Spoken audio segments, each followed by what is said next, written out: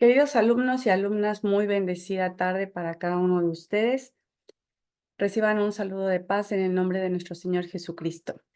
Bueno, eh, los alumnos de segundo año en este momento, bueno, van a dar inicio a una clase más, que es parte fundamental de esta formación, de este tiempo que ustedes han decidido.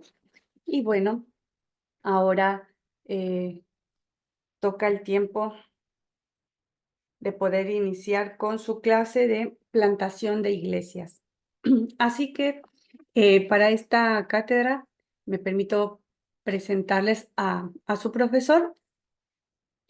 Está con nosotros el pastor eh, Ricardo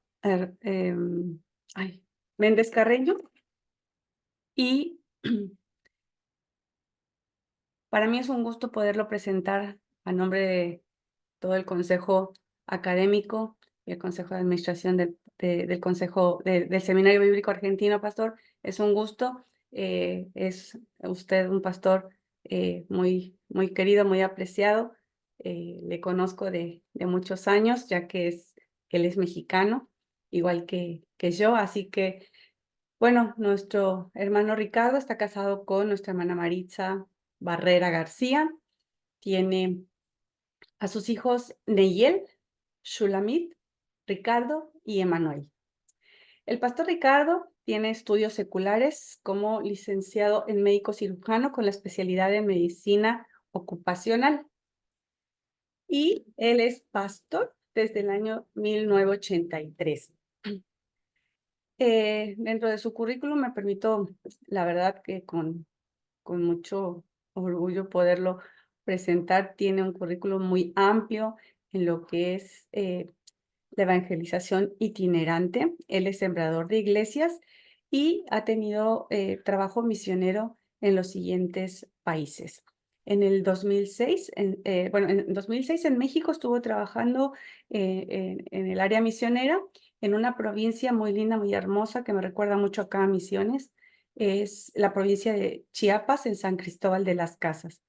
En el año 2007, en Guatemala, en Coatepeque. En 2008 estuvo en Nicaragua, en Ciudad Sandino y Managua. En el 2009 en Honduras, en Tegucigalpa y Choluteca. En el 2010 en El Salvador, en Montserrat y Soyapango. En el año 2011 en Jamaica, en Kingston y Montego Bay. En el 2012 en Haití, en Puerto Príncipe. En el 2013, en el país de Belice, en Belmopan, Orange Walk y San Ignacio. Y en el 2018, en La Habana, Cuba. Así que, bueno, en este sentido, una amplia experiencia en lo que es la evangelización, el trabajo misionero. Alumnos, alumnas, aprovéchenlo. Él, a partir del año 2014 hasta el 2022, fue director nacional de evangelización y misiones y profesor del Seminario de Entrenamiento Ministerial con las materias de evangelismo y ética pastoral en el país de México para nuestra amada iglesia allá. Y el pastor actualmente está trabajando en Acapulco, está sembrando una nueva iglesia en la Fuerza Aérea al pie de la cuesta. Qué hermoso lugar, pastor, por cierto, paradisiaco, con ganas de poder volver ahí y disfrutar ese lindo atardecer, ¿no? Ver ese maravilloso atardecer, pastor. Así que bueno, alumnos, alumnas, tienen un excelente profesor para esta cátedra. Yo los animo a que puedan ustedes poner todo su empeño, todo su esmero en aprender todo lo que él tiene para aportar con esta gran experiencia y trayectoria que Dios le ha permitido al pastor tener. Así que bueno, sin más, vamos a dar inicio con una oración. Vamos a poner este tiempo en las manos de nuestro Dios, como siempre, rogando que Él, a través de su Espíritu Santo, pueda dirigir tanto al profesor como a cada uno de ustedes como alumnos. Oramos.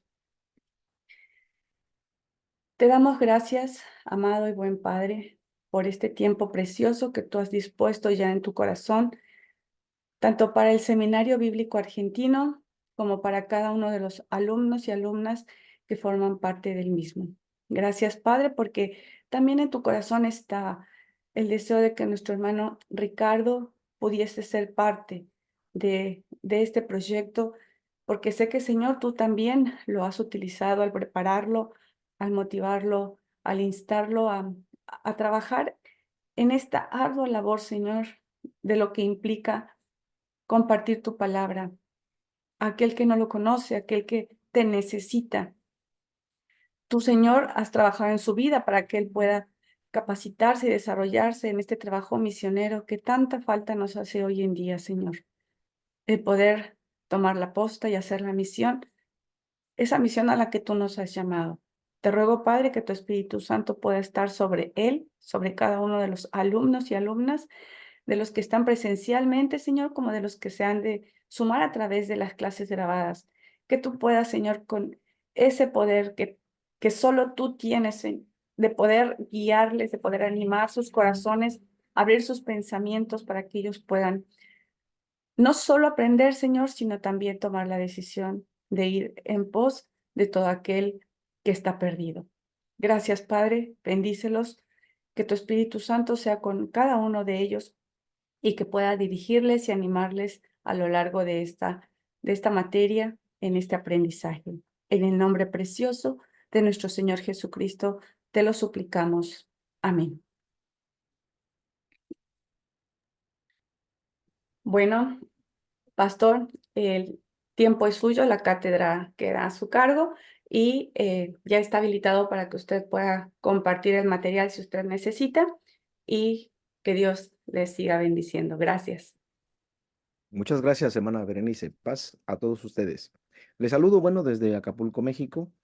Sé que algunos alumnos quizás que cursen esta materia sean de diferentes países y cada uno en su modo de vivir la fe, en su lugar de origen, cada quien con su cultura, eh, pero todos somos el cuerpo de Cristo, donde quiera que estemos, donde quiera que nos ubiquemos, allí formamos parte del cuerpo del Señor, no importando nuestra etnia, no importando nuestro origen, no importando lo que somos, lo que tenemos. En Cristo Jesús no hay diferencias entre hombres y mujeres, judíos y griegos, esclavos y libres, somos uno. Y les saludo en el amor de Cristo, que espero que la paz esté con ustedes y sus familias. Eh, Les animo a que esta materia la lleven a cabo a término satisfactoriamente y quiero empezarles a decir que yo no hago exámenes por la materia. Su calificación tiene que ver con su trabajo, con sus tareas, con el cumplimiento de su trabajo y sus tareas y al final con el proyecto que cada uno va a realizar en favor de la obra en el lugar donde viven. Pues bien, voy a poner en la primera presentación el panorama completo de lo que va a implicar este tiempo con esta materia. Permítanme, por favor, compartir la pantalla.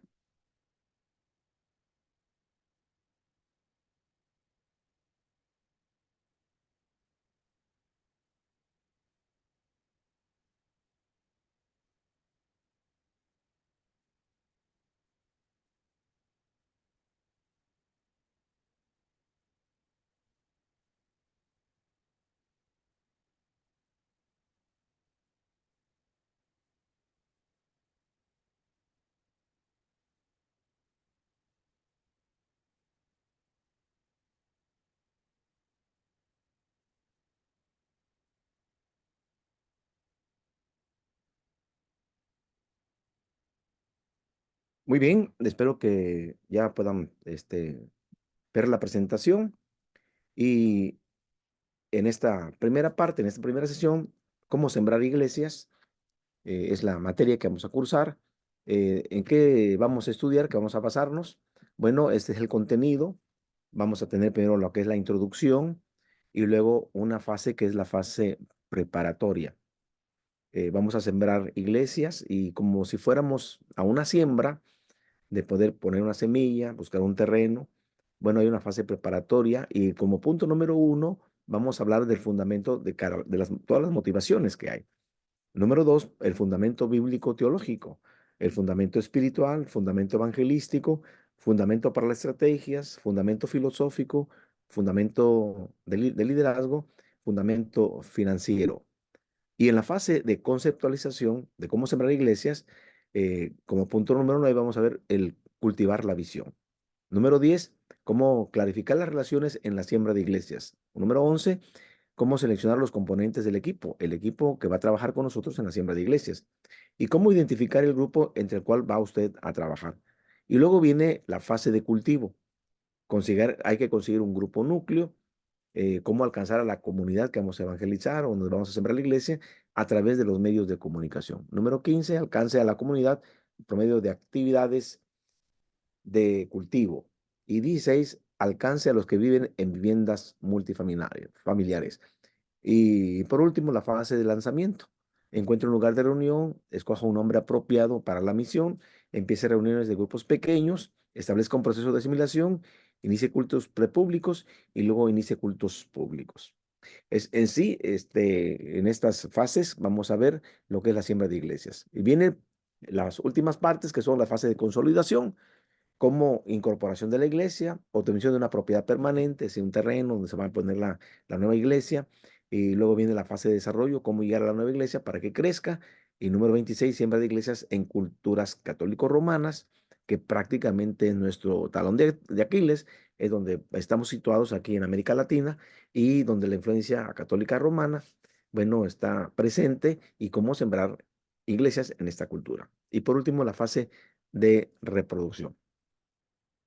Bueno, vamos a empezar con lo primero, que es la introducción. Y en la introducción vamos a tocar algunos comentarios de algunos evangelistas, de algunos sembradores de iglesias, y voy a poner ahí el aporte. El tiempo que hoy nos toca vivir está destinado, bueno, que tengamos nosotros como creyentes, como discípulos de Jesús, tener un impacto más grande y en la siembra de iglesias en la historia del cristianismo nos ha tocado este tiempo. Estamos hablando de 2024. Bueno, aunque mi clase le ha dado ya a otros grupos en años anteriores, bueno, estamos en este tiempo de nuestra historia. Y esto se ve principalmente a dos factores. Primero, hay un hambre espiritual en el mundo.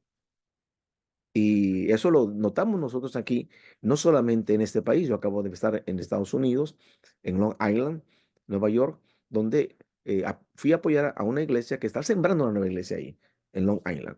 Y tienen poco inicio, pero están tratando de consolidar un grupo ahí. Y segundo, un compromiso sin precedentes con la siembra de iglesias y un compromiso de la iglesia en general, de la iglesia, no solamente en mi país, sino me doy cuenta que en otros países hay ese compromiso que es sin precedente para sembrar iglesias. Otras condiciones. Tenemos que visualizar la convergencia de transiciones religiosas y sociopolíticas en el ocaso del siglo XX, que de manera rotunda han contribuido en un sentido del hambre espiritual en el comienzo del siglo XXI, tanto en áreas occidentales, es decir, hacia nuestro terreno, como las no occidentales del mundo, es decir, hacia el continente asiático u otros continentes. También ha influido mucho el colapso del comunismo. Hubo una época de la Guerra Fría y el comunismo estaba creciendo mucho en el mundo, pero al final colapsó. Pero también la declinación del ateísmo y la transición significativa de un concepto de un mundo secular a un mundo posmoderno. Es decir, cómo ha ido cambiando la sociedad, cómo ha ido cambiando el mundo. Y esto ha llevado a la iglesia a concluir que ha comenzado también una nueva era apostólica. Y cuando pongo la frase nueva era apostólica, no me refiero a que se estén levantando nuevos apóstoles, sino me refiero a la nueva era de envío, porque apóstol es un enviado y estamos hablando del envío a la predicación hacia otras personas, otras etnias, otras naciones. George Hunter, distinguido profesor emérito del Seminario Teológico de Asbury y de la Escuela de Misiones y Evangelismo, fíjense que él va a hablar de un mapa mental y lo va a explicar. Y este el mapa mental es un paradigma cristiano centrado en Dios de la Edad Media, seguido por un secularismo del siglo XX. Este ha sido superado por un concepto de ahora del mundo posmoderno que vivimos. Diógenes Allen, profesor de filosofía y teología del Seminario Teológico de Princeton, explica que este concepto posmoderno en el cual hay una desilusión extendida con la sociedad tecnológica producida por el racionalismo científico y un sentimiento inquietante de alineación y un profundo deseo por alcanzar un poder sobrenatural. A pesar de la tecnología y a pesar de que cada uno de nosotros, fíjense, tiene en nuestras manos un smartphone y, y dándonos cuenta que un smartphone que tenemos hoy era la tecnología que se ocupó para lanzar la NASA un cohete a la Luna y hacer que el hombre descendiera y pisara la Luna con la tecnología de un smartphone. Y hoy lo tenemos nosotros en las manos. Esa tecnología, eh, pues, está producida por un racionalismo científico. Pero aún con esto, hay un sentimiento inquietante de cómo alinear y profundizar para alcanzar un poder sobrenatural. Quiérase o no, la gente está buscando lo sobrenatural. Y nosotros ya lo hemos encontrado, gracias a Dios. Leigh Anderson, pastor de la Asociación Nacional de Evangelistas, dijo, después de décadas de avance del secularismo y declinación del interés espiritual, hay un avivamiento espiritual que está sacudiendo al mundo. Aquí, ojo, cuando se habla de el secularismo ha declinado y ahora hay una hambre espiritual, hay un avivamiento espiritual que está sacudiendo al mundo, no necesariamente tiene que enfocarse al cristianismo. Porque este interés espiritual no significa que la gente esté buscando a Cristo o que la gente esté buscando unirse a una iglesia. Está buscando algo que satisfaga su ser espiritual, pero no quiere decir que se esté enfocado a Cristo o a la iglesia. Y entonces las personas están buscando una experiencia con Dios, sea como sea. Es decir, ahora las personas se están uniendo a congregaciones espiritualmente vibrantes. Y otros, hablando de otras personas, buscan saciar su sed espiritual en actividades como la nueva era, Nueva Age. Es decir, por ejemplo, de la introspección. Y cuando hablamos de la introspección, hablamos de esa mirada interior a nuestros propios actos o a nuestro propio estado de ánimo. Es decir, la gente va buscando suplir aquello que está dentro de sí, que pueden ser sus actos o también sus emociones a la astrología como algo que estudia no solamente la posición y el movimiento de las estrellas, de los astros, de los cuerpos celestes, los planetas, del Sol, de la Luna, etcétera, y también cómo éstas afectan a la Tierra y aquellos que habitan la Tierra. Es decir, cómo se está afectando la posición de los planetas, cómo afecta tu vida, cómo afecta a la Tierra. Ahora que tuvimos nosotros la experiencia en México acerca de un eclipse, entonces las preguntas que se hacía la gente, ¿qué va a pasar?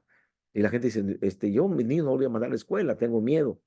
Es decir, porque están pensando que eso va a afectar notablemente van a tener una experiencia que les va a afectar. ¿Y qué pasó?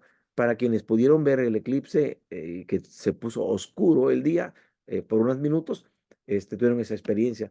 Pero nosotros que solamente se nubló y que vimos por televisión lo que es un eclipse, entonces decimos, pero la astrología se encarga de estudiar eso y cómo afecta a esto y cómo afecta al otro.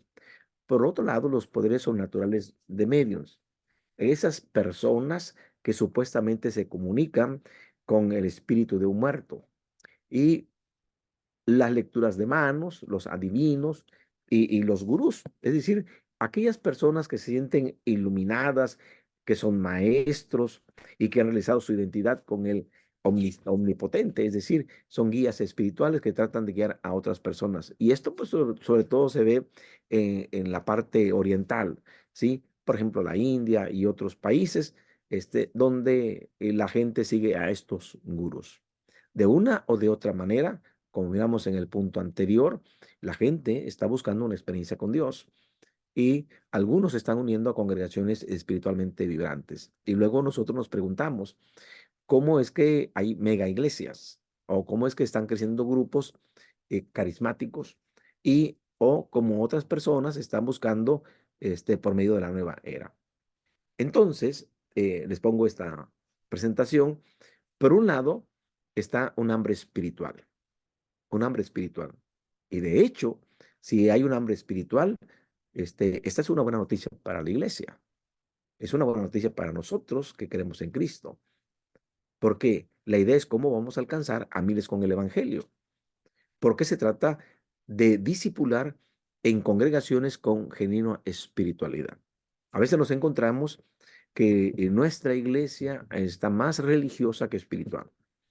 Y yo no estoy en contra de la religión, porque religión viene de la palabra religar, volver a ligar, y está bien. Pero si nosotros nos comportamos como fariseos o la religión del tiempo de Jesús, donde estaban cuidando más las formas que el fondo. Y aquí es bien importante que nosotros estemos con los ojos abiertos en el mundo que estamos viviendo con hambre espiritual, pero también cómo es que vamos a discipular, cómo es que vamos a tener nuevas congregaciones. Y tenemos que discipular con congregaciones con una genuina espiritualidad. Entonces, debido al trasfondo secularista, bueno, existen grandes segmentos de la sociedad occidental que saben poco de las verdades básicas del cristianismo, hasta en el llamado cinturón bíblico, es decir, y hablamos de Estados Unidos, de Norteamérica, donde dice, es el cinturón bíblico, es el país que le da mucha influencia a la palabra de Dios, pero no, ya hoy eso ha cambiado, ya solamente ocupan la Biblia para jurar en un juicio, pero han sacado la Biblia de las escuelas, han sacado las Biblias del gobierno, es decir, ese cinturón bíblico, entre comillas, que es Estados Unidos, está más, con esta posmodernidad que viven, están más enfocados en el trabajo, en el dinero, y la gente incluso que va de inmigrante a aquel país va en busca del sueño americano, es decir, va en busca del dinero. Así es como está este, eh, el asunto de alcanzar a miles con el evangelio. Los sembradores de iglesias en las sociedades occidentales, entonces vamos a enfrentar el desafío urgente de, y lo pongo con rojito ahí, comprender.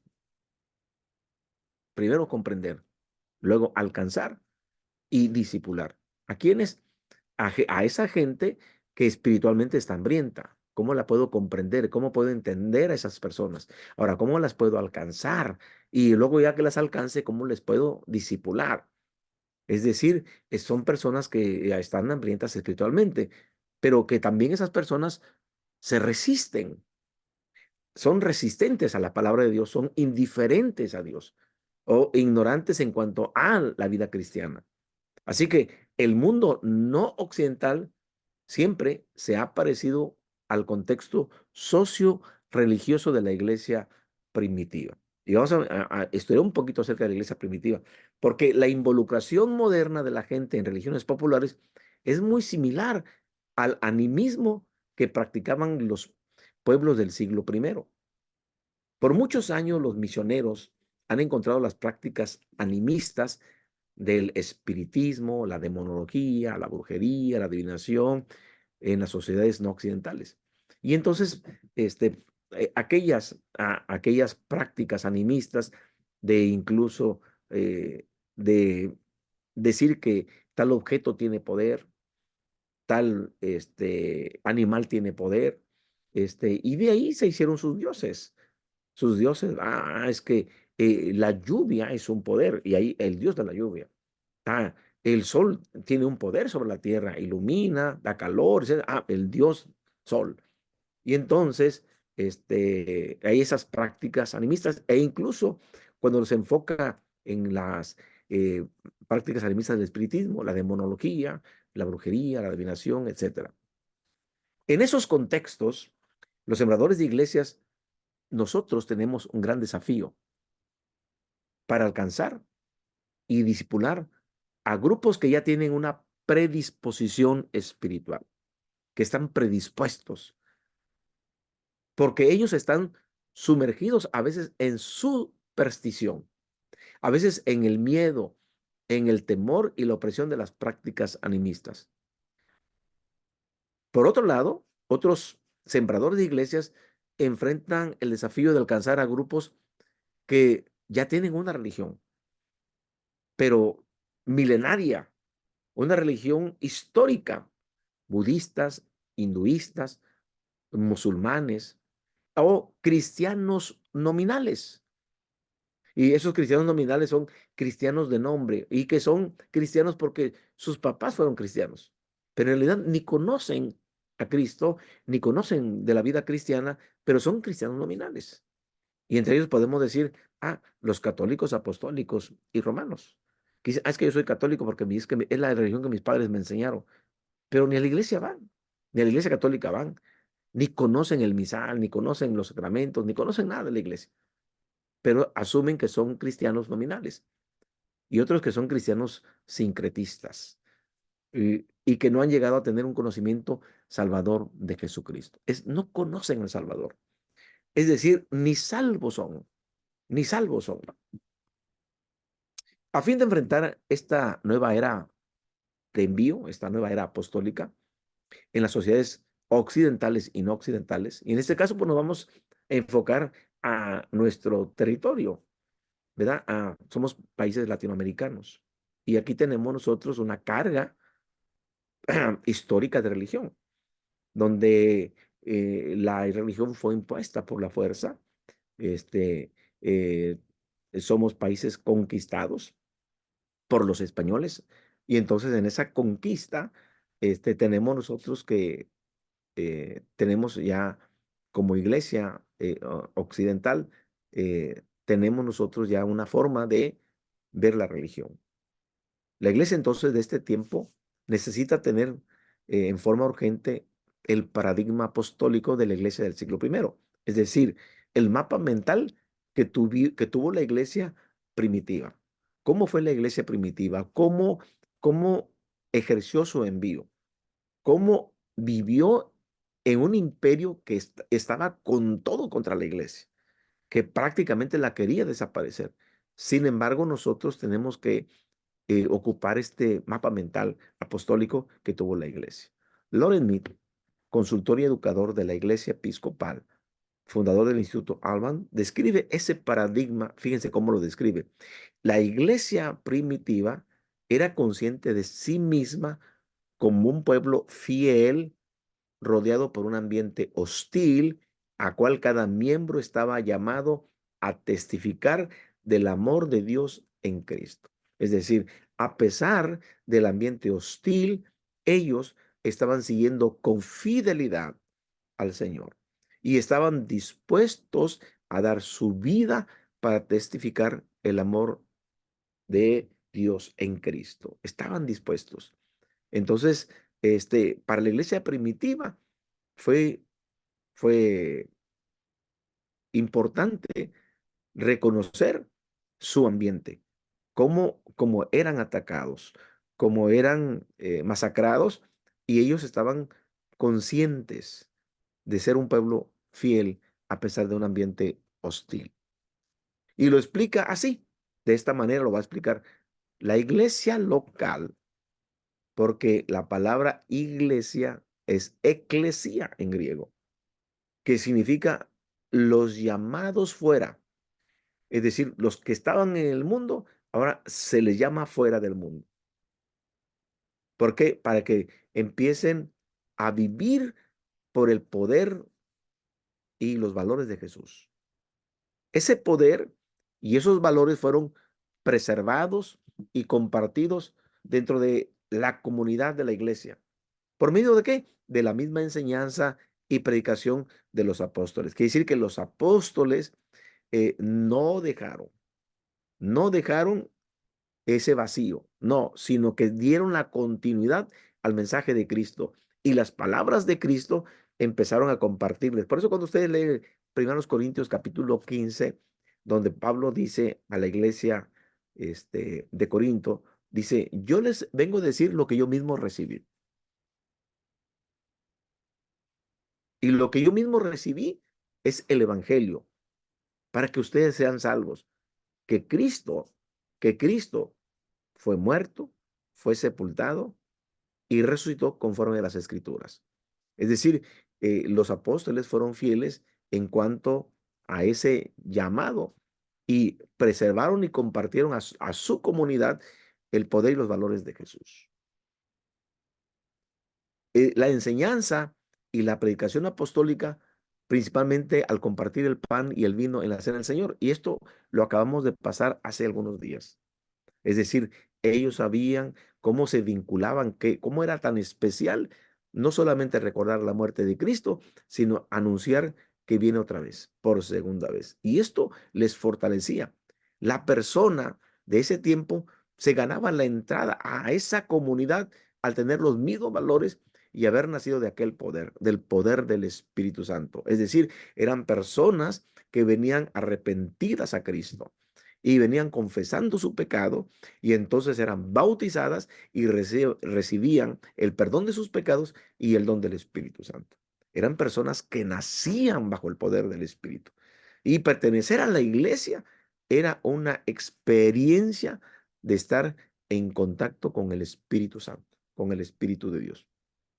El mundo, por un lado, no era neutral. Es decir, son cristianos, déjenlo ser. No, no, no, no era neutral. Se oponía a la iglesia y la comunidad había aprendido a ir al mundo, estar en el mundo, pero no ser del mundo. Eso es lo que la iglesia había aprendido. Así que la iglesia estaba comprometida con la misión del Señor. Edificar a sus miembros con la valentía, la fortaleza y también la habilidad para comunicar las buenas nuevas dentro de un mundo hostil. Los miembros percibían claramente que el poder para involucrarse en la misión no venía de ellos, ni venía de los apóstoles, venía del Espíritu Santo. Y esto es bien importante para la iglesia de hoy. Nosotros no podemos vivir no solamente en nuestros deseos, en estar animados, sino eso tiene que venir de manera sobrenatural. Tiene que venir por el poder del Espíritu Santo. Es el Espíritu Santo que se encarga de darnos la autoridad, de darnos el poder para realizar la misión que se nos ha encomendado. Entonces, la iglesia de hoy, ¿qué necesita? Pues necesitamos tener el poder de Dios, pero también necesitamos tener los valores de Jesús, es decir, los valores del reino, porque eso era lo que la iglesia del primer siglo tenía. Vivía los valores del reino de Dios y tenían el poder del Espíritu Santo. Ellos sabían que no podían moverse de Jerusalén hasta que viniera el Espíritu Santo y ellos entonces con denuedo, con valor, enfrentarían al imperio y predicarían el evangelio desde Jerusalén, pasando por toda Judea, yendo hasta Samaria y más allá de los límites de Israel hasta lo último de la tierra. Hunter explica los 4 objetivos que tenía la iglesia apostólica primitiva en la comunicación del cristianismo. Los 4 objetivos. El primer objetivo, enfrentar una población que no tenía conocimiento del evangelio, informar de los hechos en cuanto a Jesús. Es decir, hablar de Jesús. Y hablar de los hechos implica hablar de su vida, bueno, desde su nacimiento, su ministerio, pero hablar con ellos es de que estaba profetizado su primera venida, como está profetizada su segunda venida, pero está profetizada su primera venida, su nacimiento, su ministerio, cómo inició su ministerio, por qué se bautizó. ¿Cuál es la razón de establecer la cena del Señor? ¿Por qué? ¿Por qué hizo un nuevo pacto? ¿Por qué canceló el antiguo y hizo un nuevo pacto? Es decir, darle el conocimiento a las personas de los hechos en cuanto a Jesús. Segundo, enfrentar a poblaciones hostiles y la persecución del Estado, del imperio. La iglesia tenía para poderlo hacer que ganar amigos e influir en la gente, meterse a la cuestión política, meterse a la cuestión de los encumbrados, con el único propósito de influir en la gente. Tercero, enfrentar a un imperio con varias religiones atrincheradas. Los cristianos tenían que convencer a la gente en cuanto a la verdad del cristianismo.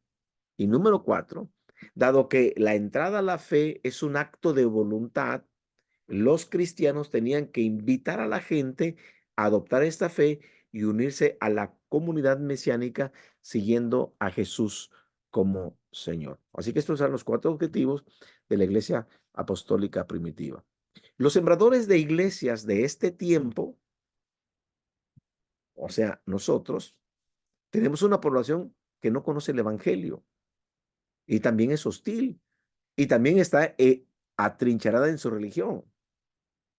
Eh, hace, hace unos años me tocó ir a visitar a don Francisco y porque el pastor de esa localidad me dijo, hermano, ¿será que antes que se vaya hagamos una última visita? Le dije, sí, cómo no. Y fuimos a la casa de Francisco. Y sí que ya nos esperaban, habían hecho comida y nos pasaron a la sala y entonces empecé a compartirle el evangelio. Pero él está atrincherado en, en su religión. Y al final me dijo, este, yo, eh, 30 años me han dicho que esta es mi madre. 30 años. Y ahora usted viene a decirme que 30 años después, esta no es mi madre. Ahora, esta es mi madre. Y yo le entendí a lo que me quiso decir. Y entonces yo paré la conversación y le dije, don Francisco, no se preocupe, muchas gracias. Si en algo le puedo servir, estamos a sus órdenes. Yo me retiro. Yo no soy de este país. Yo vengo de paso, vengo de viaje. Pero su hija, que es enfermera, acaba de llegar cuando empezamos la conversación. Y yo estaba predicándole a Francisco, pero su hija estaba oyendo toda la conversación. Y entonces la muchacha me dijo, pastor, mi papá no quiso, pero yo sí quiero. Yo sí quiero a Cristo, yo sí quiero aceptar a Cristo. ¿Será que, aunque usted se vaya a su país, será que por Zoom usted me siga compartiendo la palabra? Y le dije, sí. Y al final les digo que esta muchacha se bautizó. Don Francisco en ese momento no quiso, él estaba trincherado. Pero oiga esto. Años después, volví otra vez a ir a ese país. Y entonces la muchacha que es parte de la iglesia y que es bautizada, le dijo a su papá, viene el hermano Ricardo. Y entonces dice que viajó en avión, no solamente para irme a buscar. Y yo estaba con mi esposa en un estacionamiento de carros y ahí se acercó don Francisco y me dijo, ya no soy don Francisco, ahora soy su hermano Francisco. Le digo, oiga, ¿se acuerda que usted me dijo que 30 años usted tenía una madre? Yo entendí que 30 años estaba en esa iglesia. Y como yo le ahora le decía que esa no es la iglesia, que ahora esta es la iglesia. Y yo entendí, por eso dejé la conversación. Dice, quiero avisarle que ya me voy a bautizar. Quiero avisarle que incluso vendí mi casa donde estaba para venirme acá donde está la iglesia. Y estoy asistiendo a la iglesia. Dije, me da mucho gusto. Pero nos encontramos así, hermanos, con personas que están atrincheradas en su religión. Pero hoy quiero decirles que hay más estrategias, hay más planes, hay más ideas para poder implementar un trabajo de sembrar iglesias o de hacer un trabajo evangelístico que nunca antes en la historia del cristianismo ha habido. Hay muchas herramientas, algo que también quiero compartirles y decirles. Dios no bendice métodos, no bendice técnicas, no bendice clases como esta. Dios bendice personas que quieran trabajar con Él. Dios bendice personas. Y si usted desea trabajar con él, no para él, con él. Si usted trabaja para él, se va a cansar y va a abandonar la tarea.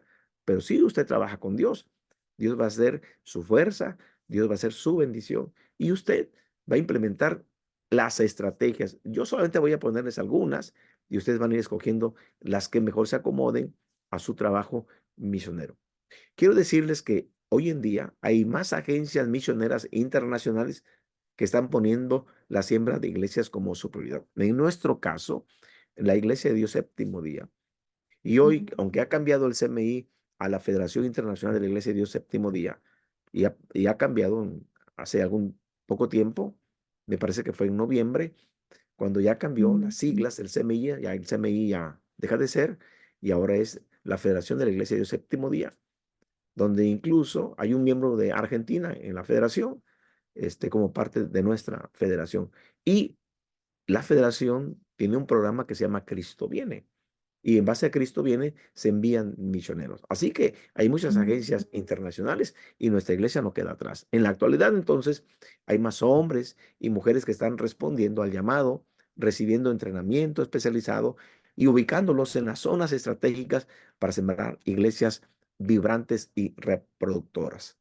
Existen hoy muchos seminarios teológicos. Este es uno, que no solamente ofrecen cursos para la siembra de iglesias, sino también programas completos de maestría en divinidades sobre siembras de iglesias. Así que es bien interesante, hermanos, que, por ejemplo, este seminario argentino está tomando como muy en serio la clase de sembrar iglesias. Y me da mucha alegría y me da mucho gusto. Quiere decir entonces que hay más herramientas tecnológicas que se están poniendo a disposición de aquellos que quieren sembrar iglesias. Profesor del Nuevo Testamento en su libro Evangelism in the Far Church, Evangelización en la Iglesia Primitiva, fíjense, señala que una convergencia de factores, es decir, factores que se juntan, que se unen, que convergen, contribuyen hacia la expansión sorprendente del Evangelio en el siglo primero. Es decir, él estudia el Nuevo Testamento y dice, ¿cómo es que la expansión del Evangelio se hizo en el siglo primero? Porque se convergieron muchos factores. Por un lado, dice la paz romana permitió que los cristianos se trasladaran en forma segura y rápida por medio del sistema de caminos del imperio. Y hay un dicho muy común que dice, todos los caminos llegan a Roma. Y es que porque Roma se preocupó porque se hicieran caminos y se buscaba que aun incluso los caminos quedaran libres de ladrones, libres de malhechores, y buscaban que hubiera esa paz de transitar segura y rápidamente por los caminos del imperio. Por otro lado, también converge la cultura griega como un idioma que se usaba ampliamente. Lo que ahora es el inglés, antes era el griego. El griego, con Alejandro Magno en el imperio antes de los romanos, hizo que el griego como idioma se difundiera por todo el mundo, de tal manera que se le ocurre hacer que se haga la Septuaginta. Busca a eruditos hebreos para que escriban en griego la palabra de Dios. Y recuerde, el Nuevo Testamento está escrito en griego. Así que este idioma era usado ampliamente, con sistemas de pensamiento muy respetados y aún con las contribuciones de los filósofos griegos. Contribuyeron, fíjense, a una preparación para el evangelio sobre ahora el cual los cristianos pudieron evangelizar a la gente. Así que aquellos evangelistas que empezaron a caminar por el imperio, la predicación era en griego. Por eso, en lugar de gentil, decía griego, al judío y al griego. ¿Por qué? Porque el griego es lo que se hablaba. Y en cualquier parte del mundo, el idioma era el griego, aunque Roma estaba imperando. Y por otro lado, la paz romana, la cultura griega y ahora la religión judía. ¿Por qué la religión judía? Porque la religión judía es la única religión que hace énfasis monoteísta, la adoración a un solo Dios. Y sus valores éticos, la adoración en la sinagoga, la lectura de las escrituras, todo ello preparó el camino para la expansión rápida del evangelio en Jerusalén, en Judea, en Samaria y hasta lo último de la tierra. Y si usted analiza Hechos de los Apóstoles, se va a dar cuenta que Pablo va a ir a aquellas comunidades donde hay sinagogas y va a entrar a las sinagogas para predicar en las sinagogas. Y ya prácticamente cuando empieza a entrar al continente europeo, empezando por Filipos, se va a dar cuenta que ya ahí ya no, ya hay lugares donde no hay sinagogas y empieza a tener una predicación pública. Pero ¿qué contribuyó esto? La paz, la cultura y la religión. La paz romana, la cultura griega y la religión judía. Así que la convergencia de factores en nuestra era no es una coincidencia, sino un ordenamiento providencial de caminos a través de los cuales millones de personas pueden ser evangelizadas y se puede sembrar sin precedentes una gran cantidad de iglesias para gloria de Dios. Respondiendo entonces al desafío maravilloso de sembrar iglesias en este tiempo, en el tiempo que nos toca vivir, presenta sanos principios bíblicos, procedimientos desarrollados lógicamente y metodologías prácticas e innovadoras. Miren, todo ello capacitará a cada uno de nosotros para sembrar iglesias, para que desafíe estrategias contemporáneas y debidamente contextualizadas para comenzar y multiplicar iglesias en nuestros países y alrededor del mundo. Así que tenemos que responder a ese desafío maravilloso de sembrar nuevas iglesias en este tiempo. Y la primera sección va a desarrollar un perfil de las características destacadas de la iglesia del siglo primero. Y luego seguirá un desarrollo de los aspectos esenciales que necesita tener la iglesia de hoy, si ha de impactar a la sociedad moderna, a la sociedad de usted. La segunda sección va a intentar poner un fundamento demográfico, cómo está la población, lo bíblico, lo espiritual, cultural y de liderazgo para la siembra de iglesias. La tercera sección bosquejará un proceso de siembra de iglesias que consiste en estas siguientes etapas: la preparación, la conceptualización, el cultivo, el establecimiento, el desarrollo y la reproducción. Así que sembrar iglesias bajo principios, procesos y metodologías prácticas. Muy bien, hasta aquí es lo que es la introducción. No sé si tengan alguna pregunta.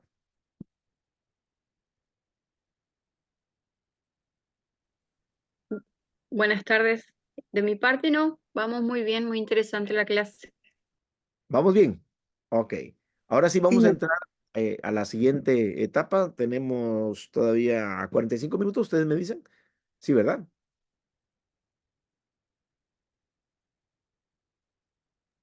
Sí, profesor.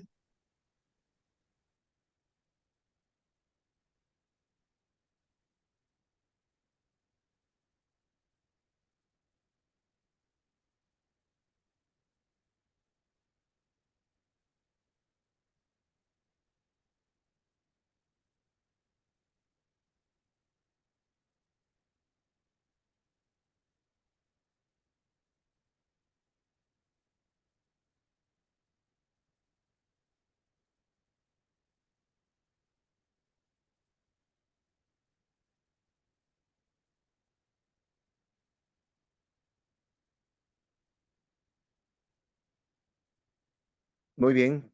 Vamos a empezar entonces fase preparatoria. La siembra de iglesias, como la siembra agrícola, ya sé que sepan ustedes de agricultura, requiere preparación. Y antes de empezar una iglesia, el sembrador tiene que contar con un fundamento sólido. Y vamos a hablar de estos puntos, estos 7 puntos: motivaciones, el fundamento bíblico, el fundamento espiritual, evangelizador, estrategias, filosófico y financiero. Entonces, cuando hablamos de las motivaciones, hay un fundamento para las motivaciones. Cuando los miembros preguntan, a ver, hermano, ¿por qué necesitamos empezar nuevas iglesias? Si nosotros ya tenemos bastantes. Nada más para que tengan una idea. Yo vivo aquí en Acapulco, pero estamos hablando de una población que sigue creciendo, que sigue creciendo.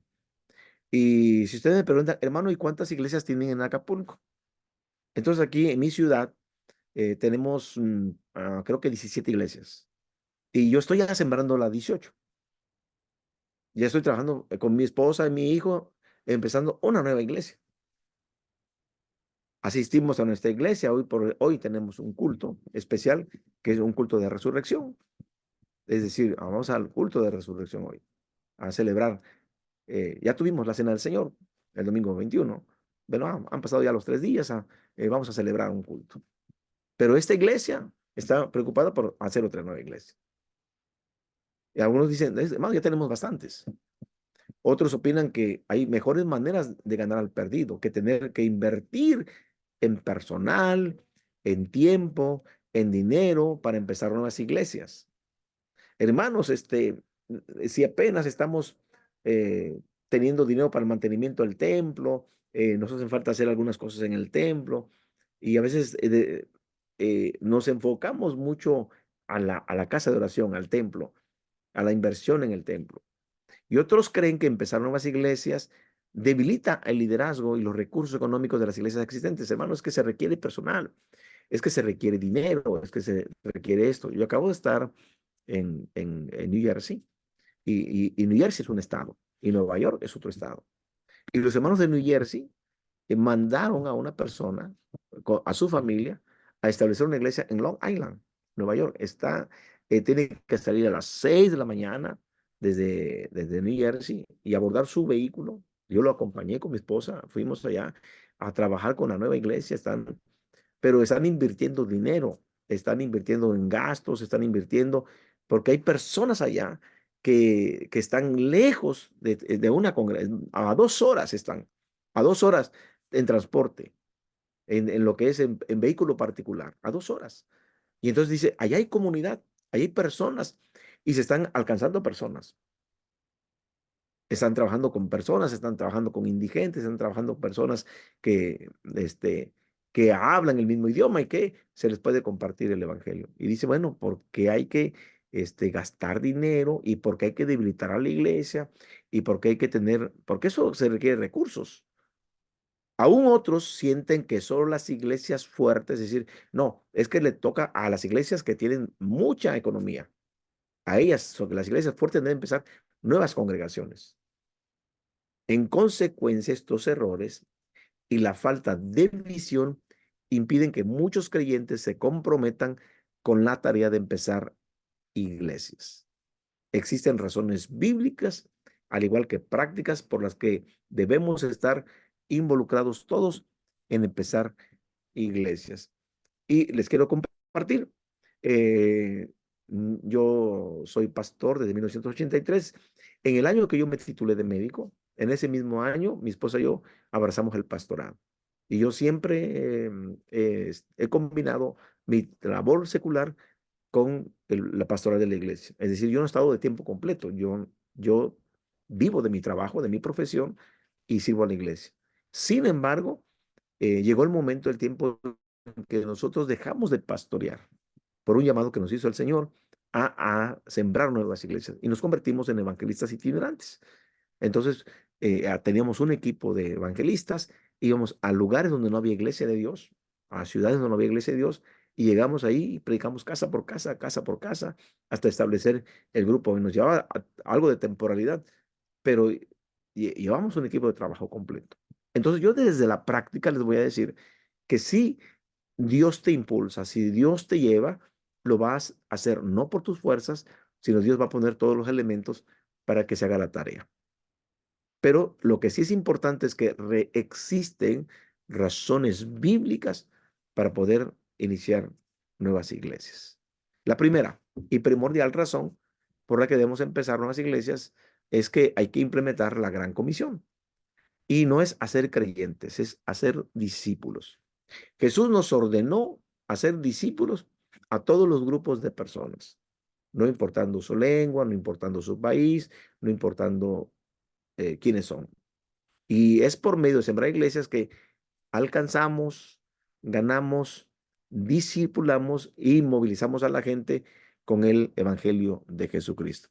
Y aquí se requiere, alcánzalos, luego gánalos y luego disipúlalos.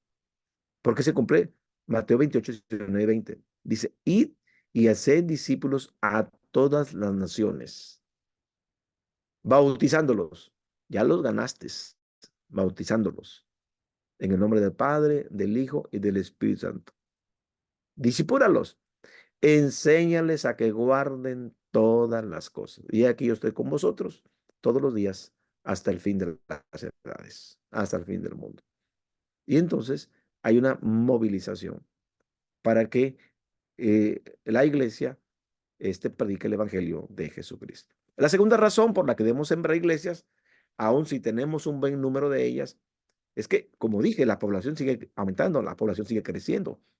Y esto significa que si no empezamos nuevas iglesias, pues tendremos menos iglesias en proporción a la población de la que teníamos en el pasado, porque debe de ir proporcional al crecimiento. Y la verdad es que nosotros nos hemos quedado rezagados porque la población ha crecido demasiado. Se siguen abriendo nuevas colonias, nuevas comunidades, y nosotros hemos dejado de crecer como iglesia. Y una tercera razón por la que debemos sembrar iglesias es que las que están establecidas llegan el momento en que se estancan. Cuando llegan a tener ya 10 años de estar establecidas, ya dejan de crecer. ¿Por qué? Porque la iglesia se convierte en una iglesia doméstica. Se enfoca en los domésticos de la fe. Y está bien, yo no estoy en contra de eso. Que atendamos a los niños, a los adolescentes, a los jóvenes, a los matrimonios, a los ancianos, a las mujeres, a los varones, que por edades, que por sexo, que le demos atención, que tengamos una pastoral para todos, está bien. Pero cuando mis planes y programas como pastor nada más están enfocados a la iglesia local, es decir, intramuros, dentro de los muros, me estoy perdiendo de convertirme en una iglesia misionera. Solamente soy una iglesia doméstica. Y la idea es aquí que nos convirtamos en una iglesia misionera, donde nuestro enfoque esté para afuera para alcanzar a los perdidos. Y entonces las iglesias, cuando se enfocan más en sus actividades dentro del edificio, los miembros de esa iglesia no se van a dedicar a ganar a los perdidos con el mismo fervor que tenían cuando iniciaron su congregación, hace 10 años, cuando empezaron. Y quiero decirles que los nuevos siguen trayendo nuevos. Y ya los que tienen muchos años en la iglesia dejan de traer. Se conforman o se dedican solamente a la iglesia doméstica. Y una cuarta razón por la que debemos sembrar nuevas iglesias es que las nuevas congregaciones son más flexibles y se pueden adaptar con mayor rapidez a las necesidades de su comunidad. Es decir, la comunidad está creciendo, pero la iglesia no se está adaptando a la comunidad, porque las iglesias establecidas se sienten ya muy satisfechas, incluso con su estilo de adoración, educación, evangelismo y liderazgo. Voy a darles un ejemplo. Iglesias que se fundaron entre los 40, los 60, los 70, hablo de 1900. No son las mismas de las iglesias que se fundan en el 2000, 2010, 2014, 2020. Es decir, las establecidas anteriormente, y ustedes observen, son iglesias que solamente tenían un piano, su liturgia un piano.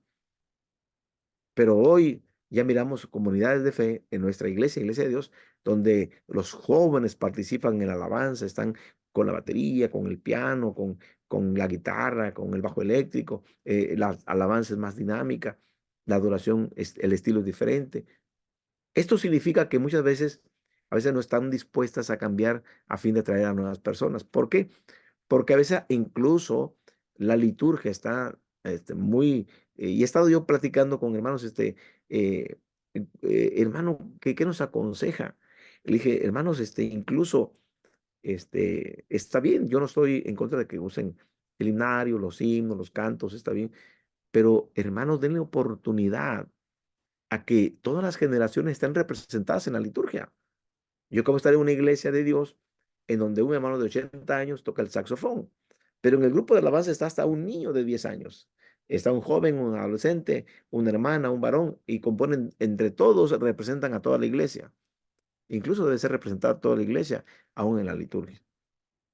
Y a veces cuando nosotros no trabajamos así, estamos nosotros ya con iglesias muy establecidas y que ya tienen ese su propio estilo y que desde luego entonces hay esta cuarta razón de que sembrar nuevas iglesias no son flexibles, no se adaptan a la comunidad en donde se encuentran. Y una quinta razón por la que debemos sembrar nuevas iglesias se relaciona con la cuarta, con la anterior. Es imposible que una iglesia alcance y conserve a todos los habitantes de su ciudad. En la mayoría de las ciudades hay grupos de personas, incluso de distintos niveles socioeconómicos, que tienen distintas preferencias con respecto incluso al idioma, la música, los estilos de adoración y las maneras de confraternizar que se utilizan en la iglesia. Y todo esto, quieras o no, afecta. El evangelista Leilis Schaller afirma que no hay congregación que posea las habilidades y los recursos económicos para atraer, alcanzar, servir y responder a las necesidades de todos los residentes de una comunidad. Es bien difícil. No hay congregación que posea todo esto. Esto significa entonces que existe la necesidad de tener diferentes iglesias, incluso hasta para diferentes gustos y estilos de la población de la ciudad. Esto no quiere decir que una iglesia ha de rechazar a gente que no tiene los mismos gustos que ella, eh, pero, pero es que significa que las personas tienen la tendencia a asistir al tipo de culto al que se sienten a gusto. Y a nosotros nos ha pasado así como muy frecuente. Eh, nosotros en la iglesia, en nuestra iglesia que están haciendo, tenemos un hermano que toca el piano, pero le pone ritmo al piano, le pone caja de ritmo y hace que el culto sea vibrante. Los niños, a la hora del culto, los hace que pasen y que canten los niños en la adoración. Pasan y cantan, son parte del culto. En las iglesias, el que es el que dirige nada más y hace himnos congregacionales. Si pasan los hermanos a dar un especial, es muy diferente, ¿no? No es lo mismo a un número especial a que la gente se esté involucrada dentro del culto y donde los niños pasan a cantar, pero todos cantan con los niños. No sé si me estoy explicando, pero es decir, nos hemos dado cuenta que los padres están llegando por los niños, por los hijos. Y algo que nos ha pasado casi es que cuando nosotros empezamos a abrir el grupo, nos llegaban adolescentes, jovencitos, y sus padres no. Y hacíamos alguna culto y decíamos, inviten a sus papás para que también sus papás vengan, porque hacíamos una convivencia y el muchachito invitaba a sus demás hermanos y a sus papás y venían. Y nosotros entendemos que no hay congregación que posea todas las habilidades y que tenga todos los recursos económicos para poder alcanzar, servir y responder a la necesidad de todas las personas. Es imposible. Pero incluso hay personas que tienen tendencias a asistir a cultos según su gusto. Y una sexta razón por la que debemos sembrar nuevas iglesias es que en general estas ganan y bautizan a más personas que están fuera de la iglesia. Y este es un fenómeno, es increíble. Nosotros que estamos sembrando la nueva iglesia y que dependemos de una iglesia grande, la iglesia grande en el año no bautizó a nadie. Pero donde estamos naciendo, donde está naciendo la iglesia, ahí tuvimos bautizos. Y entonces la iglesia, quiera o no, a la hora de presentar su reporte, dijo, tuvimos tantos bautizos. Perdón, sí bautizaron a una persona, ya me acordé, sí bautizaron a uno, pero la iglesia naciente bautizó a más. Y entonces en la suma, pues presentan un solo reporte, un solo informe. Los estudios realizados por varias denominaciones, no solamente la nuestra, indican una gran cantidad de sus conversiones y bautismos que se deben a los esfuerzos de las nuevas iglesias. Charles Peter Wagner, misionero, escritor y maestro, coincide con esta declaración y dice, sin excepción, las denominaciones que están creciendo son las que enfatizan el establecimiento de nuevas iglesias. Una séptima razón por la que debemos sembrar nuevas iglesias es que las nuevas iglesias nos ayudan a desarrollar nuevos líderes. Personas que están en la iglesia y que no han asumido un liderazgo, de repente dice, hermano, yo quiero ir, ¿en qué lo puedo apoyar? Y entonces se le prepara y empezamos a desarrollar nuevos líderes. Por lo general, las iglesias que ya están establecidas, a esos miembros que no están trabajando, los usan poco en la posición de liderazgo. Esto significa que hay miembros en las iglesias para quienes no hay oportunidad en una posición de liderazgo, porque ya son demasiados o son muchos. Y quiero decirles que una persona que se bautiza y que Dios le da dones y que no desarrolla un ministerio, los que saben en 2 años se van de la iglesia, porque no tienen una razón de ser. Y nosotros tenemos que aprovechar aquellos miembros que tienen poco tiempo de bautizado, ayudarles a que desarrollen sus dones y llamarlos a posiciones de liderazgo. En algunos casos, estos sencillamente se acostumbran a la situación y entonces no desarrollan sus capacidades de liderazgo. Cuando tienen oportunidad de ayudar en el inicio de una nueva obra, en muchos casos desarrollan plenamente los dones, los dotes de líderes. Además de la contribución que hacen, aumenta la cantidad de líderes responsables. Esa es una buena razón. Una octava razón por la que debemos establecer nuevas iglesias es que también estimulamos a las iglesias establecidas. Y muchas iglesias que han empezado nuevas congregaciones han experimentado un avivamiento. Iglesias que dicen, vamos a sembrar una nueva iglesia, empiezan en su entorno, dentro de sus muros, un avivamiento. Porque después de ver crecer a la congregación hija, las iglesias establecidas se han llenado de un nuevo entusiasmo y empiezan a ampliar su visión para cumplir la gran comisión que Cristo nos dejó.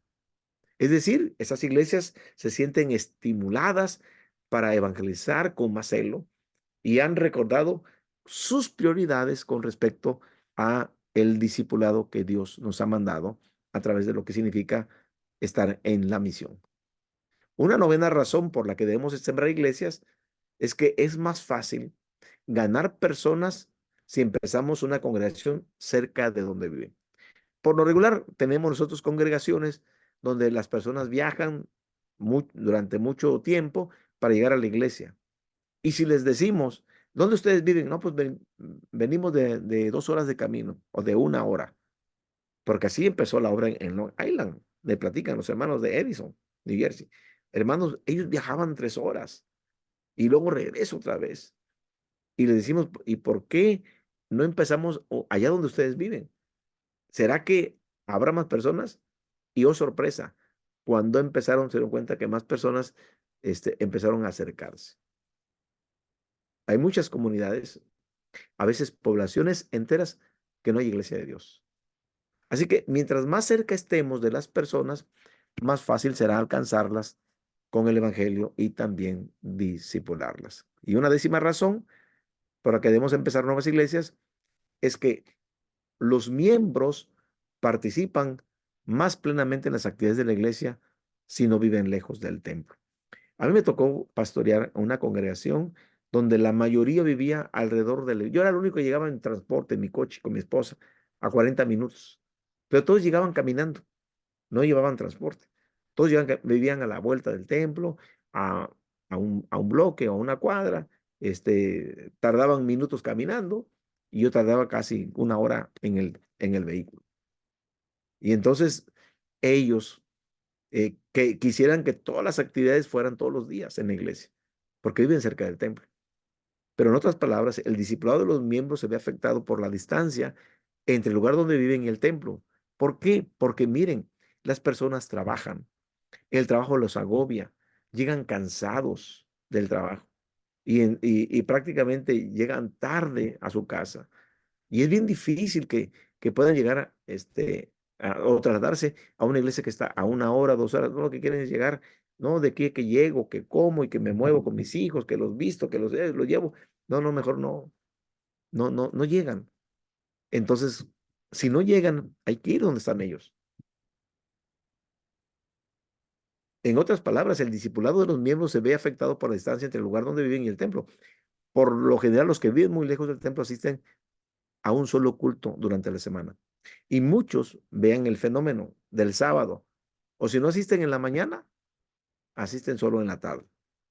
Y en la mayoría de los casos, estos miembros no participan en actividades que les ayuden a crecer espiritualmente, como las reuniones de oración, las actividades sociales que se tienen en la iglesia, los ministerios de la iglesia, porque en tanto más cerca vivan del templo, mayores serán sus oportunidades de participar en dichas actividades. Por ejemplo, me platican mis hijos que en la semana de consagración, ellos tenían el temor de que a lo mejor los cultos iban a estar desangelados por poca participación, porque toda la gente trabaja. Pero me decía, papá, los hermanos salían del trabajo y se iban directamente a la iglesia. Y ahí pues les proporcionamos alimentos. No llegaban a casa a comer, pues llegaban con su familia a la iglesia. Y toda la semana estuvo la concurrencia estuvo nutrida. Y entonces, a pesar de que viven a la distancia, muchas veces se pierden oportunidades de crecimiento por no participar en las actividades de la iglesia. Existen indudablemente más razones por las que debemos sembrar nuevas iglesias. Nosotros presentamos solamente 10. Pero no obstante, estas 10 poderosas razones deberían motivarnos a cada uno de nosotros a cumplir la gran comisión por medio de empezar nuevas iglesias. Charles Peter Wagner dice, el método evangelístico más eficaz debajo del cielo es sembrar iglesias. Es sembrar iglesias. Muy bien. ¿Cómo se sienten? ¿Están cansaditos? ¿Pueden abrir su micrófono? ¿Alguna pregunta hasta aquí? Va- vamos muy bien. Sí, interesante. ¿Qué les ha parecido? ¿Cómo vamos? Permítame tomar un vasito con agua porque sí, ya mi voz se me agotó. Vamos muy bien. La verdad que entusiasmante y bueno, hay que Eh, crecer en este punto para poder desarrollarlo, ¿no? Y bueno, acá estamos en ese proceso. Sí, miren, yo la verdad los deseo motivar, que esta clase a mí me encanta porque es donde yo siento que Dios nos ha llamado en el envío y yo quisiera motivarlos en que en sus proyectos, en sus iglesias, que esta no sea una materia para la cursada, como parte de la currícula de sus estudios, del seminario, sino que yo le pido a Dios que los afecte en su corazón, que los afecte de tal manera que se apasionen por esto que es alcanzar a los perdidos. Y dentro de los perdidos están nuestros amigos, nuestros familiares, nuestros conocidos. Y, y de eso se trata. Bueno, vamos a empezar ahora con el fundamento bíblico. Lo primero que vimos fue el fundamento de las motivaciones, o sea, ¿qué nos motiva? ¿Por qué hacerlo? Pero ahora vamos a lo bíblico teológico.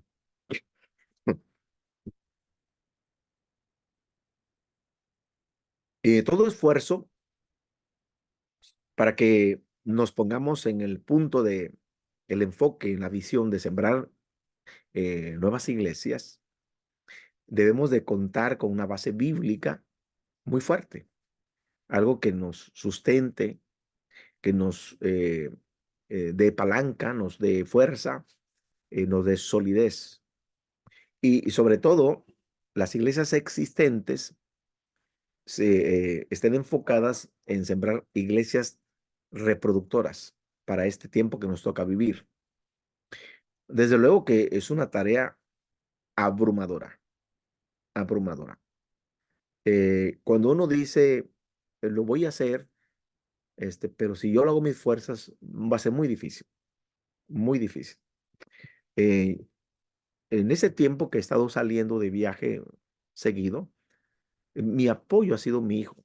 Tiene 22 años, está estudiando la licenciatura en comunicación en la universidad. Ahorita no sale de la escuela, todavía está en la universidad.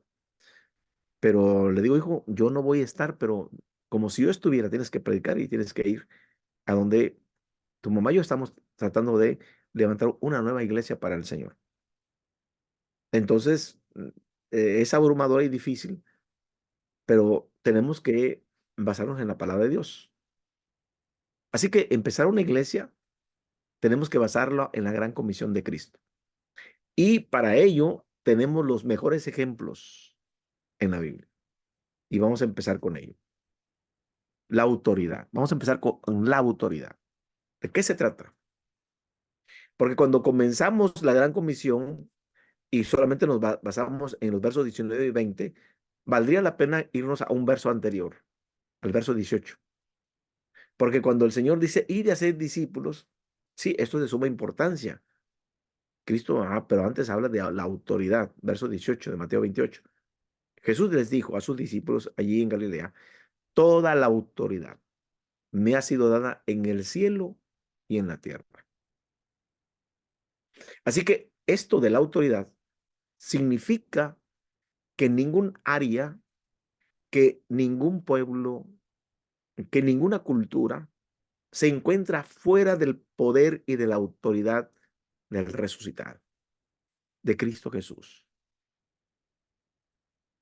Porque cuando Cristo declara esto, no es el Cristo que está en la cruz, no, es el Cristo que ha resucitado, que ahora Él tiene toda la autoridad. ¿Sobre qué? Sobre todo el mundo. Se le ha sido dada en el cielo y se le ha sido dada en la tierra. Entonces, para el mandato, para el envío, es importante entender que la autoridad precede al mandato, está antes del mandato. Entonces tenemos que acordarnos que el mandato no es dado por alguien que está ilusionado, que tiene un sueño, que a ver si se cumple. No, no, no, no, no. Procede del Cristo resucitado, del Cristo exaltado, del Cristo lleno de poder, quien puede brindar todos los recursos que necesitan para cumplir su mandato. Dios pone todos los recursos. Dios va a poner los medios. Y nosotros que hemos trabajado durante mucho tiempo en esto, mi esposa, y ahora colabora mi hijo, tengo 4 hijos, como dijo la hermana Berenice, pero los otros 3 trabajan en sus ministerios en la iglesia con su pastor. Están en una congregación con su pastor y colaboran con su pastor. Y yo no agarro a mis hijos y me los llevo todos, porque entonces le quito yo a mis hijos su ministerio. Ellos están trabajando para la iglesia, pero lo hacen con esa pasión. Y el único que me apoya es mi hijo con permiso de su pastor. No es que yo me lo llevo, no, no, no. Es que él le dice, pastor, voy a apoyar a mi papá va a salir de viaje, pero yo tengo que ir a apoyarlo así.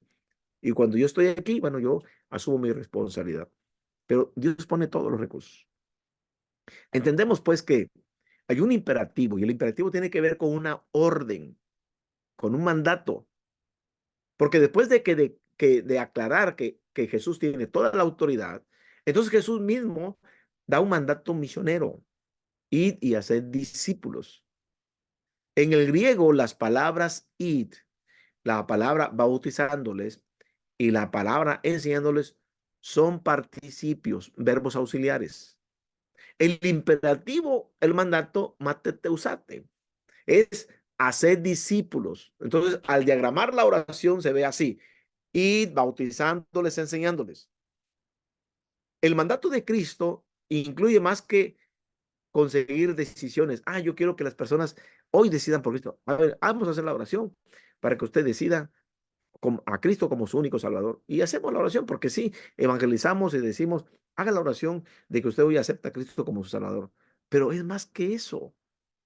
El mandato incluye más que conseguir que las personas decidan por Cristo. Esas decisiones es el punto de partida. Porque hacer discípulos incluye que esas personas que hicieron una decisión, esas personas que decidieron recibir a Jesús como Salvador y Señor, ahora incluye a que sean parte integral de su iglesia y como seguidores, aprendices y obreros de por vida abocados a la área de extender de su reino, a enfocarse a extender el reino de Dios. El alcance, ya vimos ahora el mandato, el alcance: hacer discípulos a todas las naciones. Y Mateo 28:19, esta expresión griega traducida todas las naciones es la etné, de la cual se deriva la palabra étnico. Esto significa que se trata de todos los grupos de personas. Todos necesitan ser alcanzados con el evangelio y todos necesitan ser discipulados. A fin de que nosotros implementemos el mandato, los seguidores de Cristo tenemos que extendernos fuera de nuestros propios límites. Porque nosotros tenemos nuestros propios límites y pueden ser nuestros límites lingüísticos, nuestros límites sociológicos, raciales, culturales, religiosos, ideológicos, generacionales y geográficos. O sea, otra manera de decirlo es que las iglesias necesitan ser sembradas entre todos los segmentos de las sociedades del mundo. Cada barrera al evangelio necesita ser superada por medio de establecer iglesias que estén cerca, no solo en un sentido geográfico, sino también social de los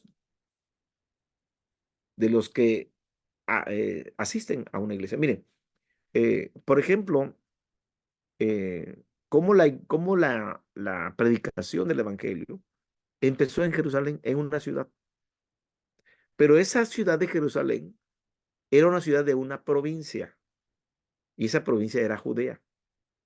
Pero en Judea había más ciudades, no solamente Jerusalén, había más ciudades. Y no solamente se traspasó Judea, sino se llegó a Samaria con los samaritanos. Y si ustedes van leyendo Hechos de los Apóstoles, eh, cómo se despliega el asunto de la predicación en Jerusalén, cómo pasa Judea. Para el capítulo 7, 8, por ahí, ya está Felipe predicando en Samaria. Pero en el capítulo 11 de los Hechos, ya traspasó las fronteras. Ya hay en Fenicia, en Chipre, y dice el verso 19 del Hechos capítulo 11. Si ustedes tienen su Biblia ahí a la mano, se van a dar cuenta cómo se sale de las manos la predicación del evangelio a los judíos, porque los judíos solo predicaban a los judíos. Dice 11 de Hechos 11, 19.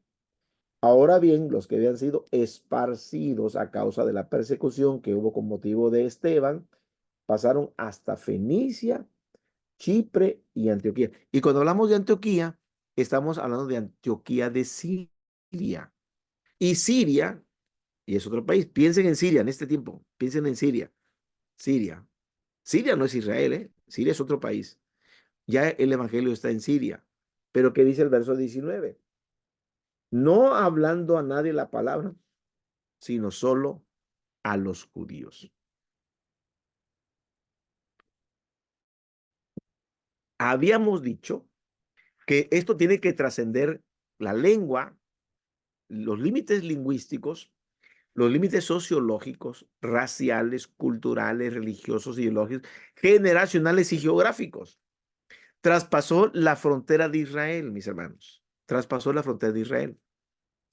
Pero los predicadores hablaban y predicaban solo a los judíos. Recuerden que en diferentes partes del mundo hay judíos, los judíos de la diáspora, y ellos iban y predicaban solo a los judíos.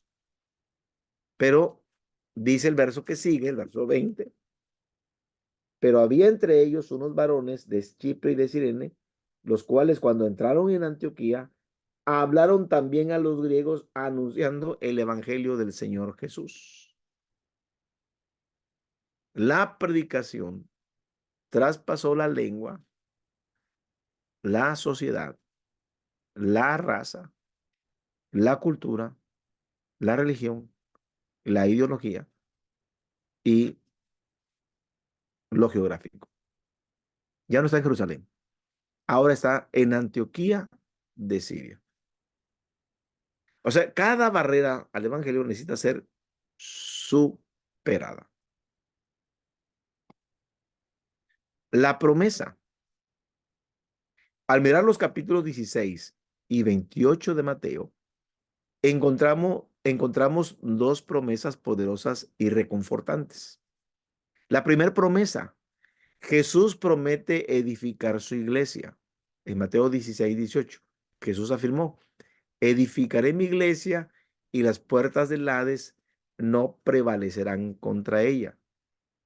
Resulta claro, por lo que dice este pasaje, que el establecimiento y la expansión de la iglesia son ante todo una tarea divina. ¿Por qué? Porque se trata de Jesús. Jesús es el que ha prometido edificar su iglesia. No se trata de Ricardo, ni de Irma, ni no, de los que estamos aquí, de ninguno. Él hizo la promesa. Y si Él hizo la promesa, Él la va a cumplir. Porque Jesús ha prometido edificar su iglesia y nunca hizo una promesa que no pueda cumplir. Es también muy importante notar que la imagen que Jesús da de su iglesia no es de una de sobrevivir poniéndose a la defensiva del enemigo. No, sino una que agresivamente destruye los baluartes del enemigo y rescata al ser humano con el evangelio de salvación. No prevalecerán contra ella y las puertas del Hades no prevalecerán contra ella. Jesús prometió edificar su iglesia. La segunda promesa se encuentra en el 28:20. Jesús promete estar con los que le siguen, los que obedecen su mandato. Y aquí yo estoy con vosotros todos los días hasta el fin del mundo. Y ocupamos este texto fuera de contexto. Hermana, no se preocupe. El Señor prometió estar con usted todos los días hasta el fin y conmigo. Ah, pero si no, tú no estás en la misión, no es para ti el texto, ¿eh? Es para todos aquellos que están haciendo discípulos. Para los que están haciendo discípulos, el Señor les promete a los que están haciendo discípulos, a los que están bautizando, a los que están discipulando, a ellos les promete, yo estaré con vosotros todos los días hasta el fin del mundo. Así que no esté pensando usted que usted está en su banca y no hace nada por la misión. Ah, es que el Señor prometió estar conmigo. No, si usted está en la misión, Él estará con usted y conmigo. Jesús ha prometido estar con sus discípulos y con su iglesia hasta el final de los tiempos. Y esa promesa se aplica para todos los creyentes de todos los tiempos, para todos sus discípulos. No habrá una época cuando no esté con sus seguidores que están cumpliendo su voluntad y obedeciendo su mandato. No solo estará presente, sino que lo estará para guiar a sus seguidores en la tarea que les ha mandado hacer. La expresión hasta el fin del mundo nos asegura de que Él no revocará su mandato hasta haber logrado su propósito. Gloria a Dios. Jesús entonces nos da la seguridad que en todo tiempo está con sus discípulos. La iglesia de Dios, la iglesia del Señor, ha pasado por muchas épocas de prueba en su larga historia. Pero sus verdaderos seguidores nunca carecieron de su presencia. Veamos las maneras como las palabras toda, todos, todas, todo son usadas en la gran comisión. Toda autoridad, todas las naciones, todos los mandatos y todo el tiempo. En otras palabras, aquel que tiene toda la autoridad nos manda a ser discípulos de todos los grupos humanos, enseñándoles todas las cosas que nos ordenó, y Él estará con nosotros todo el tiempo. En resumidas cuentas, se trata de la totalidad, lo que es la totalidad. ¿Cómo es que se hacían discípulos? Estableciendo iglesias. Pensaron en la manera como Jesús los había discipulado, les había anunciado el mensaje del reino, les había invitado a seguirle, había dedicado tiempo a instruirles, oraba con ellos, tenía comunión con ellos y luego los envió a ser discípulos. Por lo tanto, esa educación que recibieron, cuando los discípulos se dedicaron a la obra de implementar el mandato de Jesús, pensaron no solo en comunicar el mensaje, sino en reunir a los creyentes para que formaran una comunión fraternal en la que los creyentes pudieran seguir creciendo espiritualmente. Así como Jesús hizo con nosotros, así juntemos gente, así tengamos discípulos. Así como nos discipuló, discipulemos a otros también. Y empezaron a separarse, irse cada quien por su lado, tomaron un equipo, hicieron un equipo. Miramos nosotros allí en Antioquía cómo Pablo y Bernabé son lanzados a la misión. Y luego esto, después del concilio de Jerusalén, el capítulo 15 de Hechos, ustedes pueden leer, deciden, vamos otra vez a hacer recorrido a todas las iglesias. Y le dice Bernabé, llevemos a mi sobrino Juan Marcos. Y Pablo dice, no, él se bajó en el primer viaje. Yo no hago equipo con él. Y Bernabé dice, bueno, yo hago equipo con Juan Marcos. Y Pablo dice, bueno, yo hago equipo con Silas. Y hacen dos equipos. Y hay una separación, pareciera como que eh, se enojaron, no, pero hubo una multiplicación de ministerios. Pablo se fue con Silas, Bernabé hizo también su trabajo con Juan Marcos, y ya después Juan Marcos va a escribir el evangelio que hoy tenemos en la Biblia, el evangelio de Marcos. Pero es bien interesante ver cómo se hacían los discípulos, cómo crecían espiritualmente. Métodos bíblicos para la siembra de iglesias. Y vamos a ver el nacimiento de la iglesia en Jerusalén. Miren, la iglesia primero nació como una reunión de oración en el aposento de alto de una casa de familia, en esa antigua e histórica ciudad de Jerusalén.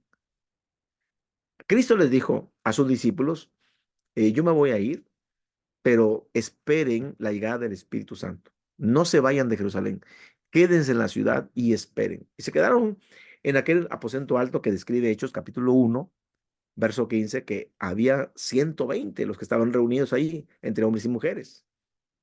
Y de aquel grupo humilde de discípulos que esperaban con fe y obediencia, Dios creó la iglesia.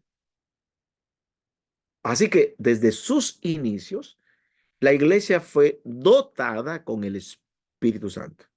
La iglesia recibió dones espirituales, los que son necesarios para que puedan llevar a cabo todas las funciones de una expresión local del cuerpo de Cristo. En lugar donde se reunieran, los dones espirituales eran necesarios para llevar a cabo esas reuniones.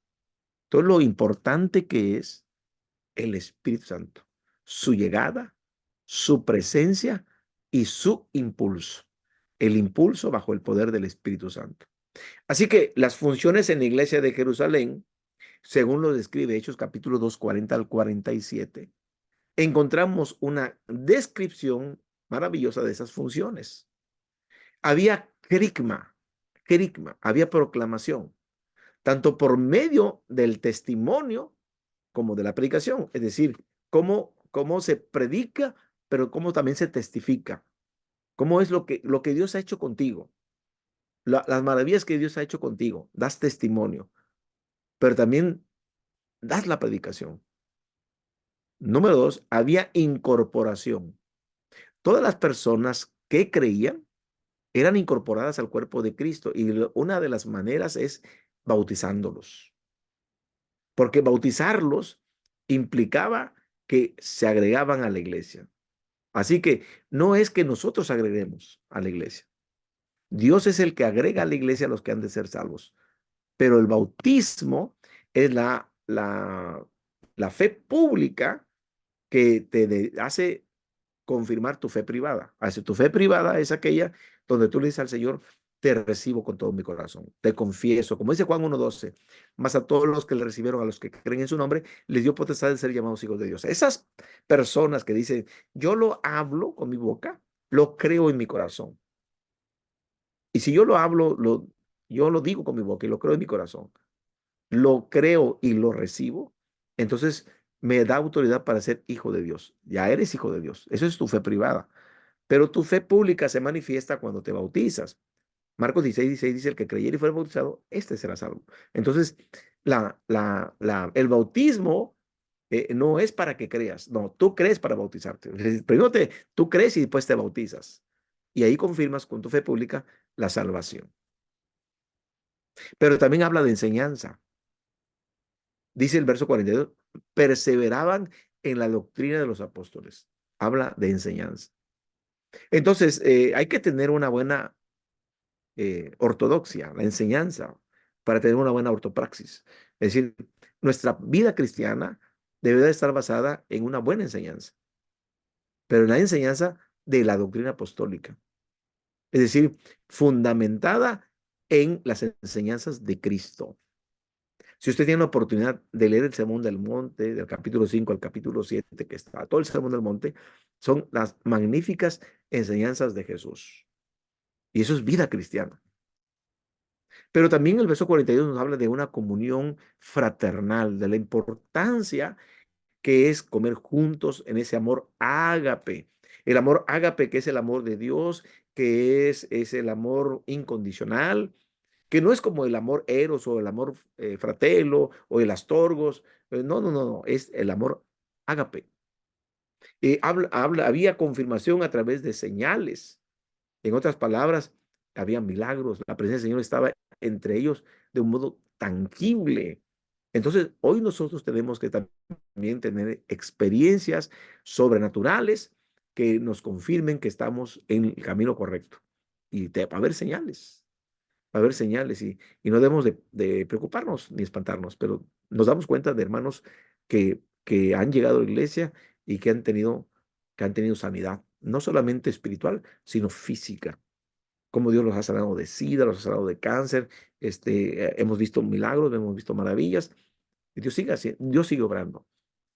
pero siempre con el propósito de que las señales sirven para que la gente crea más en el Señor, crea en Jesús. Había ministerio de servicio, porque voluntariamente ellos vendían sin que se los exigieran, se los pidieran sus posesiones y compartían sus recursos con los necesitados. Hoy en día tenemos esos ministerios, ministerios de amor, donde miramos al que está necesitado de zapatos, de un pantalón.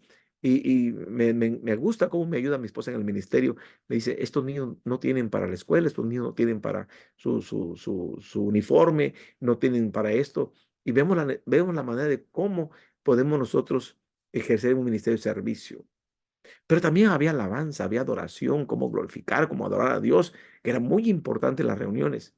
Y la alabanza se escuchaba y la gente también alababa a Dios. Los inconversos alababan por ver la bendición de la iglesia. Había una identificación cultural. ¿Por qué? Porque el hecho de que contaban con el favor del todo el pueblo, la gente que estaba alrededor, dice, oh, qué bueno. Cuando llegamos a fundar una iglesia allí, digo, en este lugar era una zona donde venían a tomar droga, donde había esto, y los vecinos dijeron, ¿aquí van a poner una iglesia? Le digo, sí, vamos a poner una iglesia. Acabamos de comprar este terreno para la iglesia. Dicen, uy, qué bueno que se viene una iglesia aquí. No, hombre, aquí era una zona donde había drogadictos, donde había esto, y las mismas personas empezamos a ganar el favor de ellos y de tener la iglesia ahí. Pero también había crecimiento numérico, ya que el Señor es el que añade diariamente a los que han de ser salvos. Cuando nosotros observamos las funciones de esta iglesia, la iglesia primitiva, es importante destacar que aunque los métodos pueden cambiar, las funciones siguen siendo imprescindibles para la vida y el ministerio de la iglesia. Miren, estas nueve puntos que acabo de tocar, es imprescindible para la iglesia de hoy. Los tenemos que tener. Los métodos pueden cambiar, pero las funciones siguen siendo las mismas para ejercer un ministerio dentro, dentro de la iglesia. Eh, Muy bien, no sé cómo andamos de tiempo, me dicen si ya nos pasamos. ¿Hasta qué horas tenemos? Los 45, creo que ya son casi 10. Nos pasamos 10, ¿verdad? Sí, está muy emocionante, mi hermano.